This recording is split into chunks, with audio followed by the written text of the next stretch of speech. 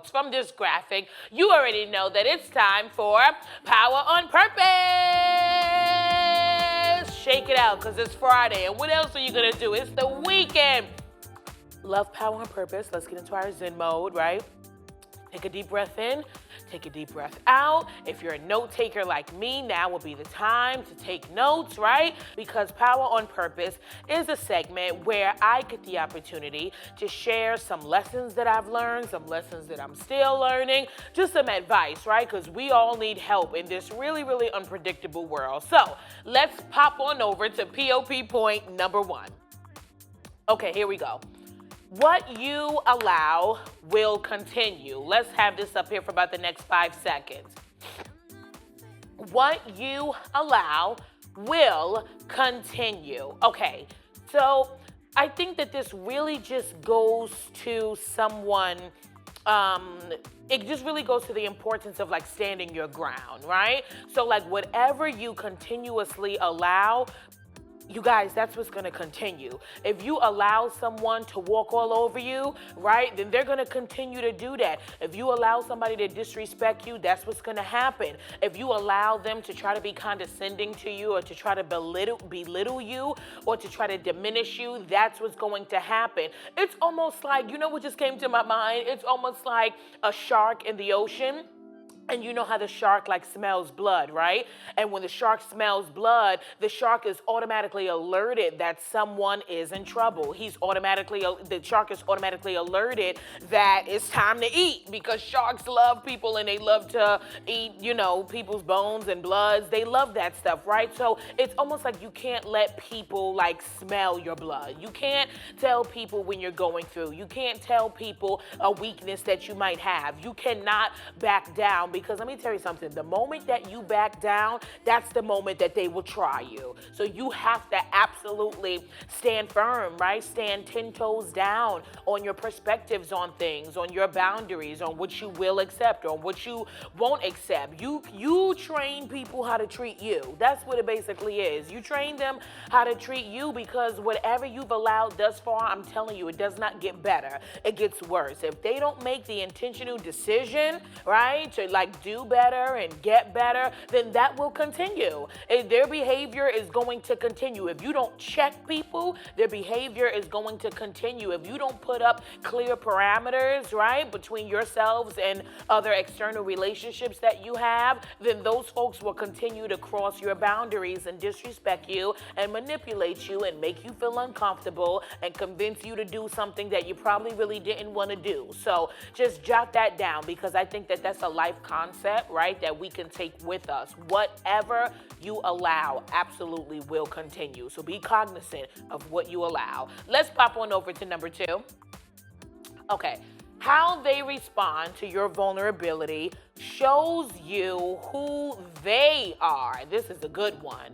How they respond, right, to your vulnerability shows you who they are. Have you ever been in a situation where you were just basically going through it, honey, right? You were going through some kind of trial or some kind of agonizing process. Maybe you were in between jobs. Maybe you just got a divorce. Maybe you're going through grief, right? When you're going through those really, really heartbreaking, devastating, vulnerable spaces in life, you have to be very, very, you have to be very careful on who you share that vulnerability with because everybody doesn't deserve your vulnerability. Everybody is not equipped to steward that vulnerability. They really aren't. That's why when you tell people, if you're going through something and you share what you're going through with somebody else, you got to pay attention to their response. If their immediate response is to help you, then they have a heart of a servant, right? If their immediate response is to pity you, then they don't respect you because you can absolutely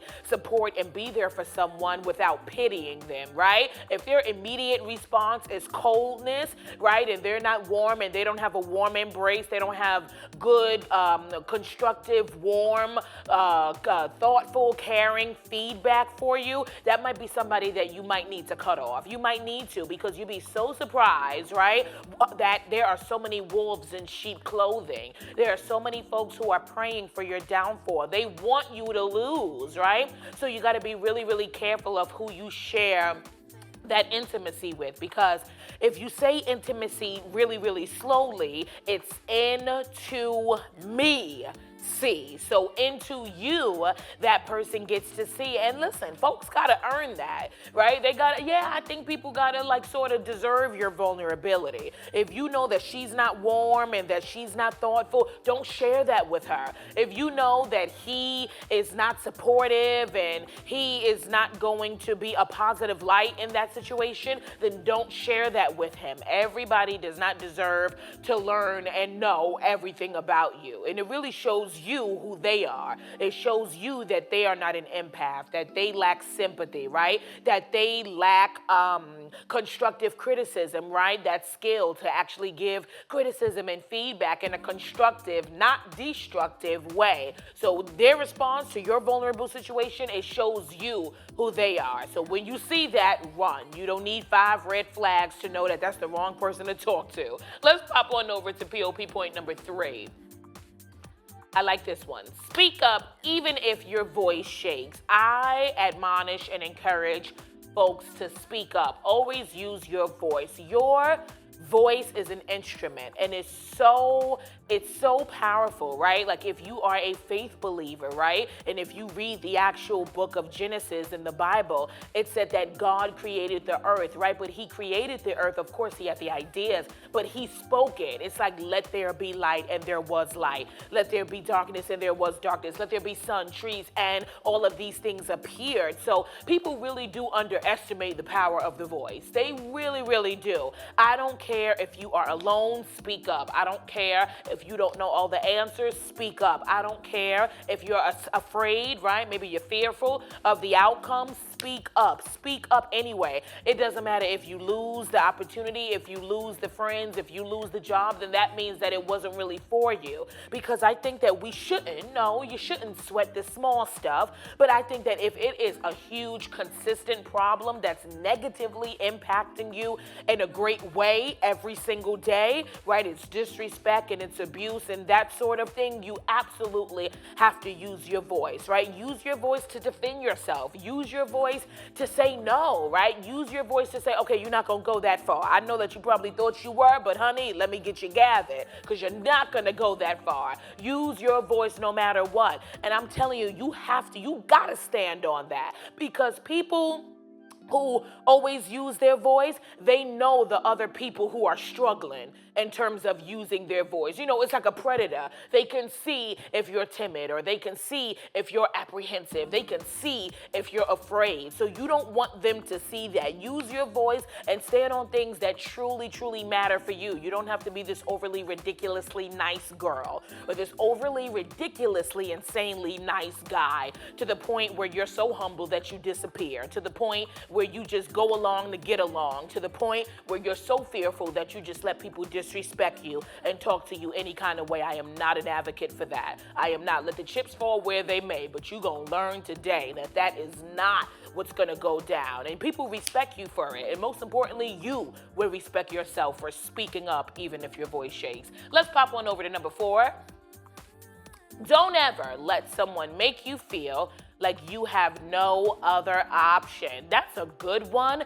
Don't ever let someone make you feel like you have no other option. One of the greatest things in the world are options.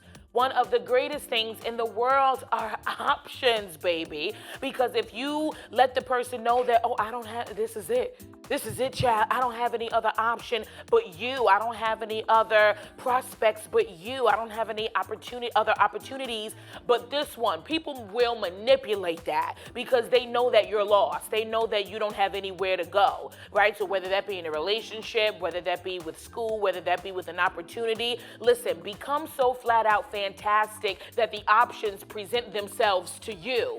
Seriously, like it's okay. It's a beautiful thing to know how to adjust to something different. The beautiful thing in life, to know how to pivot, right? And to adapt to something different. Maybe that wasn't your initial plan, but maybe this secondary plan will become the plan that blesses your life the most. Seriously, So it's okay. Like, don't let folks know that they're the only option. Don't make folks the only option. Always curate a space where it's several options, right? Sharpen your skills, right? Lighten your, and become even more enlightened, right? Read books, take business classes, right? Go to networking events, right? Meet other entrepreneurs, tap into your resources, right? Develop your own personal skills, right? Always, like, you sort of kind of got to stack your deck. So when you are ready to explore a business opportunity or a professional career endeavor, you have options. One of the best things you can have. Let's pop on over to the last one, y'all. We made it. POP number 5, smile. You'll live happier. Oh, I love this one. It's so simple. It's super simple, but it's so powerful. Okay, one sentence. Stop mean mugging. Nobody is going to be around you if you always look like something is wrong, if you always look frustrated, if you always look aggravated, you always look like you getting ready to blow smoke. You always just look angry, right? You look angry and disturbed about something. You will lose opportunities. You will lose friends. You might possibly even lose a job. Nobody's going to want to be in a relationship with you. Like, you got to know that everybody is going through something. Everybody is going through a trial or a tribulation of some sort. It differs, but everybody is going through something. So I think it's the way that you respond to that something, right, that really gives you back the power. It's not what happened to you, it's how you respond to what happened to you, right? And I think it's really important to show up well, to show up as at your best. And your best may look different. Your best may look different on different days. But if today you only got a 45 and you showed up on 45, you did your best, right? But I think it's important to keep a jovial and a grateful spirit, because when you have joy and when you have gratitude, both of those elements truly change your perspective on life and change your perspectives on relationships. Y'all know those people you don't even want to answer the phone for them. You don't, because you know they always got some kind of drama. They're like energy suckers. They're gonna drain you. They're gonna pull your brain cells in a negative way, right? Which releases a chemical called serotonin. Now you're upset. Now you're agitated. Now you're short-tempered. Now you're tired. You gotta kind of stay away from those folks, seriously. So smile. It's okay. It doesn't mean that everything is gonna be perfect. It never will be. You will not escape this life without suffering. But it's how you respond to that suffering. And one of the ways in which you can respond is through a smile. So hope this helps somebody. We're going to head on over to a quick commercial break, but don't you go anywhere, because we have just a little bit more, I think about this much more, left of the AM show when we return.